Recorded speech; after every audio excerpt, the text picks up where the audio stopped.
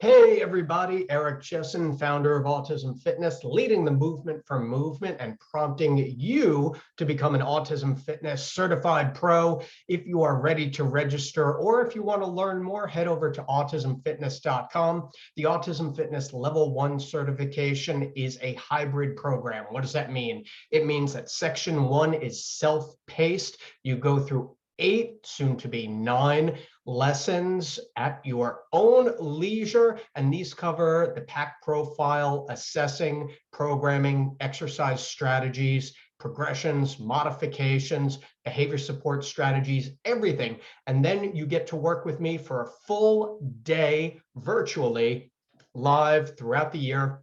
We set up dates in different time zones so that anywhere in the world that you happen to exist, you can join and get the hands-on, feet-on, brains-on training that you need to bring the best possible fitness and adapted PE programs to the autism and neurodiverse populations of any age or ability level. So after this video, click in the link below and it takes you directly to autismfitness.com where you can learn more about the certification. So in today's Tuesday training, I want to bring up something that we may do with an athlete who does really well when we are sequencing together activities because they may lose behavioral momentum in transition. What does that mean? Because that's a mouthful. When we have an athlete who you can see here, this guy has hurdle steps, cone touches, and then push throws. Oh gosh, push throws. We usually use those in power and dynamic movements. What is it doing in a warm-up sequence? Hold on. And this is something that's a little bit more advanced. And this is why it's key to understand the principles and practices of autism fitness, i.e. the certification, so that you can put this into existence in a way that really works for the athletes. This is not just something that we'd put together for the sake of putting it together because, oh, it looks fun and there's a lot of movement. It doesn't work that way. What we're after is something very specific, both from a physical perspective and from an adaptive perspective as well. So this guy, he has a tendency to transition slower, to get distracted between exercises, right? So what does that mean if he's going to get distracted? Well, I may want to put a few exercises together to build that momentum, right? So here's this sequence. So notice he runs over the hurdles. We're looking for a step. So here we go. So here's the sequence. So you can see I'm providing a slight physical prompt here. There's a little bit of a barrier because I just want him to stop and self-regulate and start to think about the movement also. So instead of skipping or running over the hurdles, we want a slow controlled step. So here we go, a little mirror prompt. Now, here's something else. So he's skipping over again. So you see a lot going on here.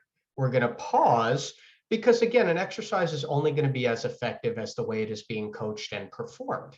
So rather than have this athlete just go, go, go, go, go and not get much out of the exercise, we're going to slow it down. So that was what we call a back step, bringing him back to the starting point so that the exercise can be performed with more accuracy, more coordination, more control. So now here, there's that pause. He's going much slower. This is much more the speed that we want. So we've got a little pause, and now he goes. Much better step, much more controlled, still definitely going to work on that as well.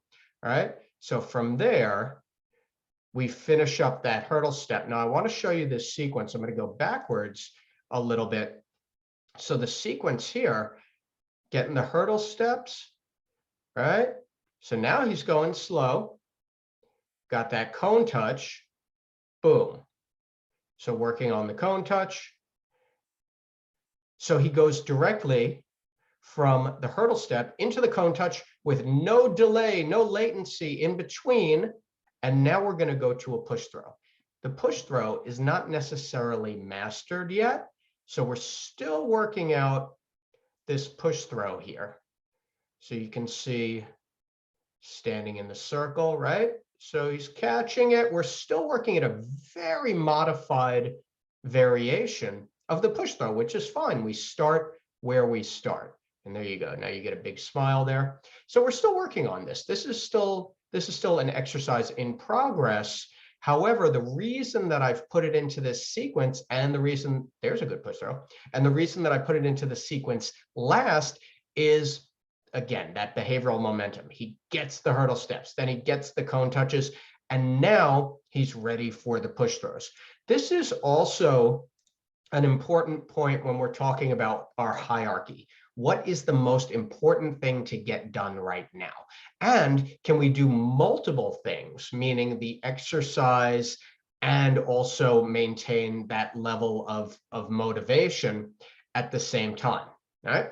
So we have that motor sequencing with going from one exercise to the next. However, and this is absolutely critical, we're not just going to start putting exercises together if the skill hasn't been developed yet, nor are we going to put 4 or 5 or 6 exercises together because there's too much time in between exercises for it to have a training effect.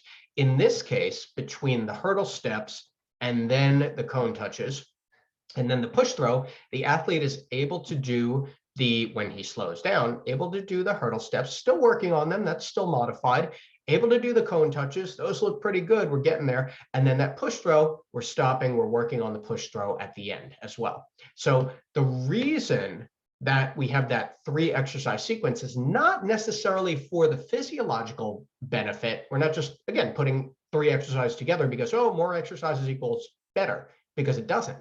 Well, the reason I did that is because using the behavioral momentum, meaning you get something correct and you get reinforced for it, and then you get something correct and then you get reinforced for it, and now you're ready for the more challenging exercise, right? And certainly it doesn't work perfectly every time, but it's a great strategy when you have an athlete who, you know, in between exercises might have a little longer delay or might start asking for a break or might start asking for a bathroom. We can get more accomplished. It just has to be number one.